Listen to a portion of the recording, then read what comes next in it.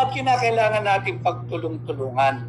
Uulitin ko, ang ating bansa ay nakatapat sa maling direksyon. At pag mali ang direksyon na ating tinatahak, huwag po kayong umasa na tayo'y makakarating sa tamang destinasyon at makukuha natin ang ating common aspiration as a people. Kaya may pagkakataon pa po na itama natin yung maling direksyon na yan. Gamitin po natin, ilang araw na lamang po mula ngayon, 21 days, 3 weeks to go, ay maghahalalan na po. Ang kamay po ng ang kapalaran po ng lahat ng mga kandidatong katulad po, kami po yung mga aplikante bilang senador ninyo, ay nasa kamay ninyo. Sana ho'y gamitin ninyo ng tama ang inyong kapangyarihan. Marami pong usap-usapan, lalo na yung ating mga kababayang overseas Filipino workers, yung mga Filipino migrants na nangangamba na baka raw hindi mabilang yung kanilang boto o yung iba na may bumoto nung kanilang verify yung kanilang boto, kung ano-anong pangalan ang lumalabas. Ang sagot naman ng COMELEC, encrypted daw po yun at hindi talaga mababasa. Paano hindi mababasa? Nabasa nga yung pangalan ng ibang kandidato. Kaya dapat talaga may transparency and accountability itong COMELEC. Kaya sabi nila encrypted, imposible daw mabasa yon. Yung mga naglabasa nung kung ano-anong social media posting, sinabi na may mga nagpapatotoo na ang binoto nila yung straight to 10. Pero doon sa encrypted, kung encrypted man ang gamitin natin yung terminology ng COMELEC na encrypted, bakit pangalan ng ibang kandidatong hindi nila binoto ang lumalabas? Yan ang dapat ninyong sagutin. Hindi yung sasabihin lang ninyo na ito'y encrypted. Walang sustansya yung inyong paliwanag. At dapat lamang ho na ipaliwanag ninyo sapagkat alam ho ninyo, karapatan po nating ay napakahalaga. Yung right of suffrage. Dito po lamang pantay-pantay ang mayaman, ang mahirap, ang tapat at ang magnanakaw, ang korap at ang diretsyo sa gobyerno. Kaya dapat hindi paglaruan.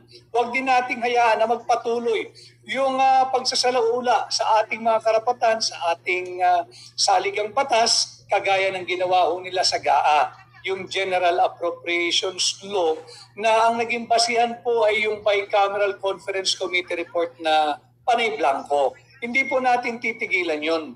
Ngayon, bukas po dapat ang resumption ng aking pagkapangangampanya.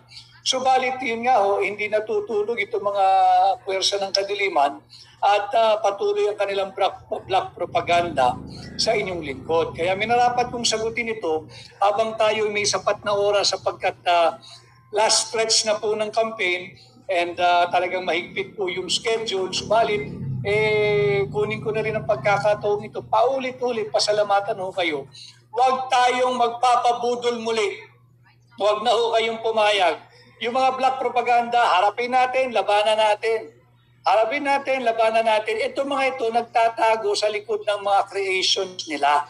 Walang muka, walang pangalan. At nagtatago sa black propaganda. Alam mo ninyo, ang taong nagtatrabaho sa dilim, puwersa po ng kadiliman yan. Puwersa ng kadiliman yan. Kanya wag ho tayong papatakot, wag tayong papadaig, wag tayong papatalo. Ang issue ngayong May 12, 2025 ay corruption. Yan ang issue, corruption, kagutuman, kriminalidad, paglaganap ng droga, kahirapan, kagutuman, kawalan ng trabaho at yung underemployment. Siyempre nandyan din yung ating mistulang alipin ng mga banyagang interes or banyagang puwersa. Huwag ninyong kalilimutan. Ngayong Holy Week, sana'y isinama ninyo sa inyong panalangin ang kaligtasan at kalusugan at ang pagpapauwi sa lalong madaling panahon kay Tatay Digong. Imaginein po ninyo, ang daming nagsasabi, hindi raw isinuko yung ating soberanya. Ano hindi mo isinuko? Isinuko mo nga, hinayaan mo nga manghimaso yung banyagang puwersa, yung ICC. Ay, ibang araw sana natin tatalakayin ito. Pero nandyan na rin yung paglagana po ng EDCA. Yung mga US military bases, kahit ano pong pagtatanggi nila. Bakit? Merong sundalo, merong facilities, may armas. Anong tawag mo dyan? Disneyland. Kaya yung mga nagsasabi na hindi US military base ang EDCA, sige anong tawag nyo dyan? Bahay ng puwersa ng Amerikano. Yung bahay po nila, punong-puno ng gamit pandigma. O di wag nating tawagin na ito'y US military base or US military bases. Tawagin na lang natin. Tahanan ng mga sundalong Amerikano na punong-puno ng gamit pandigma. At pati yung kanilang mga communication. Wag mo natin titigilan ito. Kaya naman yung black propaganda, laban po sa inyong lingkod, ngayong Black Saturday, sabi ko nga may nagsabi din sa akin, ako'y pinaalalahanan na mag-iingat dahil titindi pa raw yan, mas magiging malupit, mas magiging vicious. Alam ho ninyo, basta't wala kang ginawang kabaluktutan at kahit ano pang black propaganda, matagal na po nilang ginawa sa akin yan, hindi ho ba? Pagkatapos pa lamang nung halalan nung May 2022, ako ho'y binuhusan na ng drum-drum na black propaganda. Hindi po ako sadyang sumagot. Sapagkat sabi ko, bakit ko sasagutin? Hindi naman totoo lahat ng kanila ikinikwento laban sa akin. At ako ho kasi yung tao na naniniwala na yung mga paninira, hindi po tatagal yun. Maaring sa simula, mayanig ka ng kaunti pag nagpayanig ka, pero when you stand still, kayang-kaya pong labanan yan. At yun na nga, ang aking ginawang tugon, hindi po ako nagpa-interview sadya. Subalit, tahimik kong ginawa yung aking libro. By the way, available pa po yan, yung Kingmaker, the hard copy, available pa po sa lahat ng fully booked branches nationwide at sa Amazon. Available po yan. Sana ho'y masuportahan ninyo.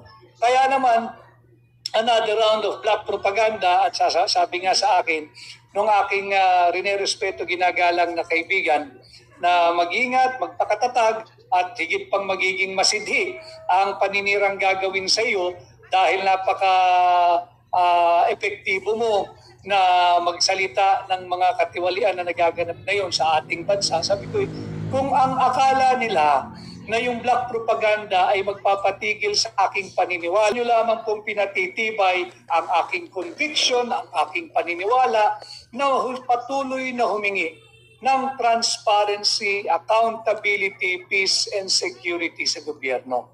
Kagaya nga po ng tahimik na tahimik yung pambansang pulisya doon sa mga tumataas sa kriminalidad, lalong-lalo na yung kidnapping. Sabi nga mismo nung yung pinuno ng Volunteers Against Crime and Corruption na si Poy Evangelista, na pataas talaga yung insidente ng kidnapping sa ating mga kapatid na Chinoy. Tahimik ang pambansang pulisya. Ang sinasabi nila, agad daw po nila itong sosolusyonan. Paanong agad? Bago mo masolusyonan yung pinakabago o yung latest among the kidnapping na nangyayari, resolbahin mo muna anong nangyari doon sa batang sinalbahi ang daliri na kinidnap. Huwag ninyong kakalimutan yun sapagkat mismong pambansang pulisya nagsabi, yung pagka-recover daw, yung recovery sa bata ay produkto ng isang efficient police operation. Ito raw po ay isang hot pursuit operation na nagdulot ng pagkaka-rescue. The term that was used was rescue. The boy was rescued at meron na raw po silang tukoy na 22 suspect.